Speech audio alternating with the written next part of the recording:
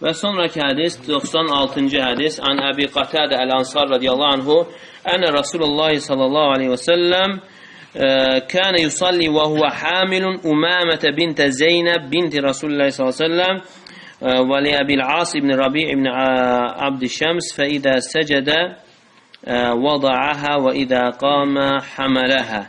Əbu Qatadə Əl-Ansar radiyallahu anhu deyir ki, Peyğəmbər sallallahu aleyhi və səlləm namaz qılardı və namaz qıldığı zaman Umamə binti Zeynəb, Zeynəbin qızı Umaməni, balaca uşağı, yəni nəvəsini daşıdığı halda, götürdüyü halda namaz qılardı və səcdəyə gedəndə onu yerə qoyardı və ayağa qalxanda yenə uşağı götürərdi. Bu hədisin mövzusu bəyan hükm hamli sabi və vad'ihi fi salat, namaz qılarkən uşağı götürməyin və həmçinin yerə qoymağın icazəli olması haqqında onu bəyan edir. Hədisin qısaca olaraq şərhi yuxbiru Əbu Qatadə radiyallahu anhu.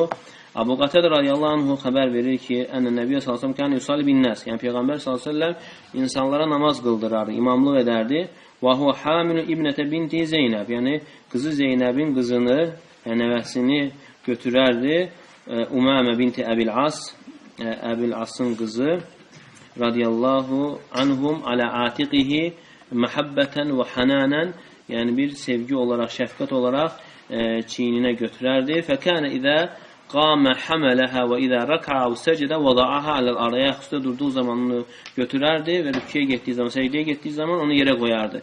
Mimmə yədul alə teysir şəriəti və təmami husnu xuluqi və rafəti. Və həmçinin bu dəlildir ki, bu şəriətin asan olmasına və əxlaqının və şəfqətinin gözəl və tam olmasına dəlildir. Yəni Peyğəmbər s.ə.v-in əxlaqının və şəfqətinin gözəl və tam olmasına dəlildir. Bu hədisin faydalarından cəvazu həmlil atfal fi salat. Namazda ikən uşaqları götürməyin icazəli olması və yuf'al ma zukira fil hadis və amsal iza ulima taharatuhum və onların yəni paklığı bilinərsə, yəni bu cür edilir. Ən-nəsi, yəni insan üzrə nəcasət keçməsin deyə də. Ən-nə thiyabul atfal tahira və leysə binəcə hətta tətəhəqqəqə nəcəsə, yəni uşaqların paltarı pak sayılır, nəcasət olduğu bilinmədikcə, yəni artıq bilinərsə nəcasət var, onda artıq yəni nəcis olur və onu götürmək də icazəli olunur. Və həmçinin faydalardan əl-əməlu fis-salat li-hacə la yubdiluha və law kana kəsiran şəridətə əllə yuxillə bil-arkan vəl-vacibət. Deməli, namazda ikən ehtiyac üzündən əməl etmək, hərəkət etmək namazı batil etmir, hətta hərəkət çox olsa belə, amma bir şərtlə ki, yəni namazın rükunlarına və vaciblərinə xələl gətirməməlidir. Namazın rükunlarına və vaciblərinə xələl gətirməməlidir. Və həmçinin faydalardan lütfin Nəbi s.ə.v və rəhmətihi bis-siğar və mülatifəti ləhum, yəni Peyğəmbər s.ə.v-in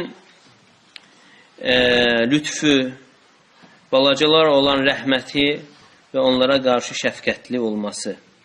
Cəvazu idxali sıbyan əl-məsəcid in uminə minət-təşviş aləl-musallin.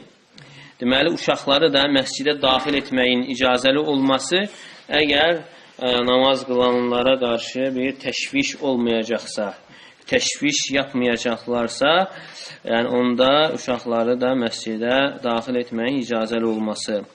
Ənə şuğuləl qalbil yəsir fi salat mə'fuvun anhu və həmçinin faydalardan qəlbin namazda ikən yüngül, məşğul olması bağışlanır.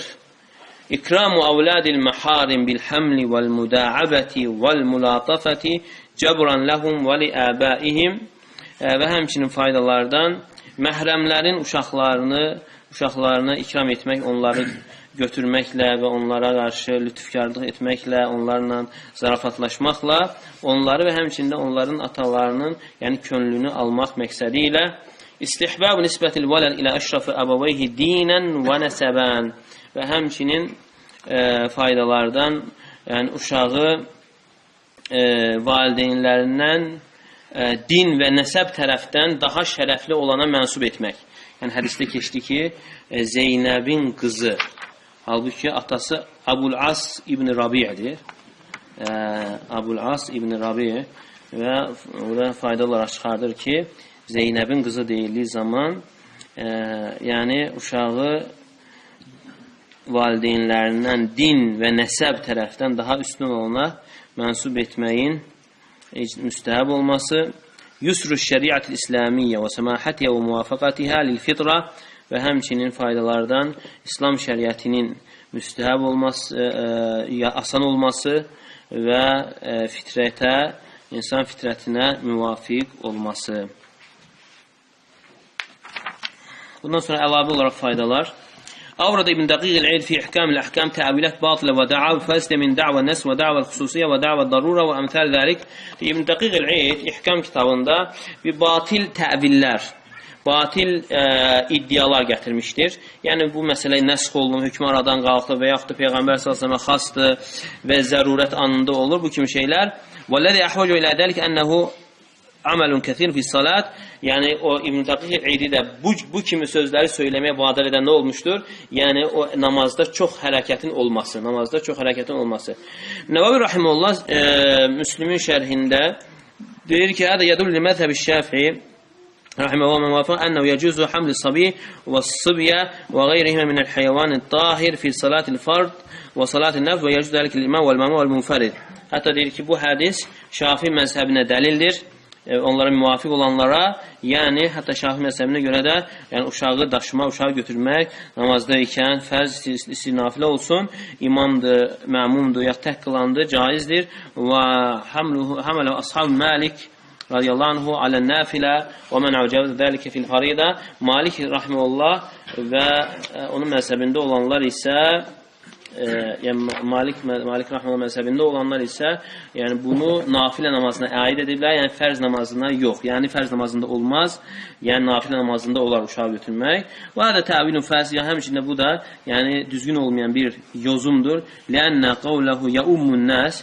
Çünki Peyğəmbər sallallahu orada hədisdə keçən insanlara imamlıq edərdi. Açıq aydın dəlildir ki, ənəhu kənə fil farida. Yəni bu dəlildir ki, Peyğəmbər sallallahu əleyhi və səlləm fərz namazında nəvəsini götürmüşdür.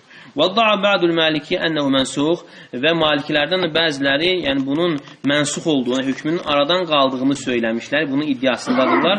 وَبَعْدُ مَنَّهُ خَصٌ بِالنَّبِي sallallahu bəziləri isə deyirlər ki, bu Peyğəmbər sallallahu xasdır və bəziləri isə deyirlər ki, bu zərurətdən irəli gəlmişdir. وَكُلُّ هَذِهِ الدَّعَاوِ بَاطِلَ وَمَرْدُدَ Bu iddiaların hamısı batil və rədd olunur. فَإِنَّهُ لَا دَلِيلَ عَلَيْهِ Çünki buna heç bir dəlil yoxdur. Yəni bunu xaslaşdırma və yaxud nəsx olunmasına və zərurətə. Bəl hədis sahihun sarihun fi cavaz zəlik. Əksinə bu hədis heç bir zərurət olmadan, yəni açıq aydın onun icazəli olmasına dəlildir. Və leysə fihi mə yuxalifu qavaidəş-şər və həmçinin burada şəriət qaydalarına müxalif olan bir şey də yoxdur. Li'annəl ədəmi tahir və mə fi cəvfihi minən nəcəsi ma'fuvun anhu likavnihi fi ma'adətihi və insan pakdır. İnsanın boşluğunda, qarnında olan nəcaset isə o bağışlanır. Çünki içəridə olduğuna görə və thiyabul atfal və icradim alə tahar və həmçinin uşaqların bədənləri də və həmçinin paltarı da təmizdir. Və dəlailu şər mutadahir alə hadhihi al-af'al fi salat la tubtiluha iza qallat aw tafarraqat və həmçinin nə qədər çoxlu dəlillər vardır ki, namazda olan bu hərəkətlər az və ya çox olsa da namazı batil etmir. Və fi'l Nəbi sallallahu hada bəyanan lil-cavaz və Peyğəmbər sallallahu əleyhi və səlləm bunu bu cür etməsi bunun icazəli olmasını bildirir. Və tənbihan bi alə hadil qavaid allati zəkartuha və həmçinin bu zikr olunan qaydalara diqqəti yönəldərək, yəni buna dəlalət edir. Və hədə yəruddu məddəahu İmam Əbu Süleyman Əl-Xattabi ənəhu hədəl fi'l yushbih an yakuna kan bi ghayri ta'ammud fa hamala fi salat li kawna kanat tata'allaqu bihi falam yadfa'ha fa idha qama baqiyat ma'ah qala və la yetawahham anna hamlaha və wada'aha marra ba'da ukhra amdan. Bu da həmçinin rəddiyədir. Əbu Süleyman Əl-Xattabi o da deyir ki, bu da bir növ yəni məqsəd yönlü olmayıb. Elə bil ki, yəni uşaq yəni onun deməyinə görə Peyğəmbər sallallahu əleyhi yapışıb, ona görə onu uzaqlaşdıra bilməyib və ona görə ondan qalxanda qaldırıb və aşağı rüküyə və səcdəyə gedəndə yerə qoyub.